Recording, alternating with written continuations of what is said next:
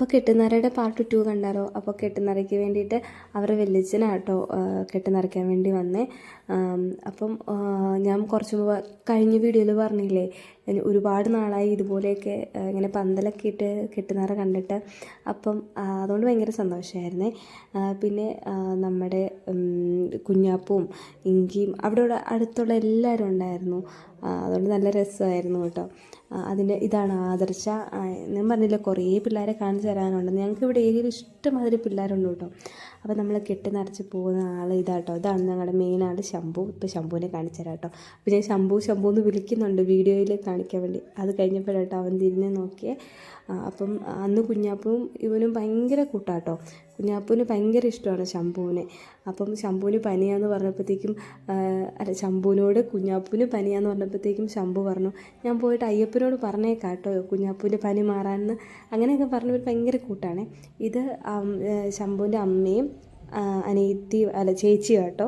ദൈവമേ, പറയുന്നെല്ലാം തെറ്റിപ്പോവാണല്ലോ. എങ്ങനെയാണ് voice over കൊടുക്കുമ്പോൾ ചിലപ്പോൾ നമ്മളിങ്ങനെ കണ്ട് പറയുമ്പോഴത്തേക്കും ചില കാര്യങ്ങളൊക്കെ എനിക്ക് മിസ്സായി പോകും കേട്ടോ. അപ്പം അങ്ങനെ നെയ്ത്തേങ്ങ നിറയ്ക്കുക. നിങ്ങൾക്കറിയാലോ, നമ്മൾ നോർമലി നെയ്ത്തേങ്ങയൊക്കെ നിറച്ചു. ഇത് ശംഭുവിൻ്റെ അച്ഛനാട്ടോ. അപ്പോൾ ശംഭുവിൻ്റെ അച്ഛനെ മാത്രമേ പോകുന്നുള്ളൂ. അപ്പോൾ ശംഭു കന്നിയാണ്. അപ്പം അങ്ങനെ നെയ്ത്തേങ്ങയൊക്കെ നിറച്ചു അവർ പോവാണ്.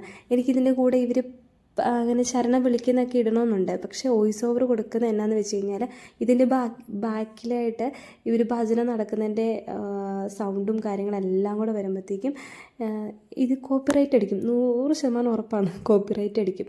അതുകൊണ്ടാട്ടോ. അല്ലെങ്കിൽ ഈ ശരണം വിളിക്കുന്നതൊക്കെ ഇടണം എന്നുണ്ടായിരുന്നു. ഞാൻ അന്ന് തന്നെ ലൈവ് പോയിട്ടുണ്ടായിരുന്നു കേട്ടോ. ലൈവൊക്കെ പോയായിരുന്നു.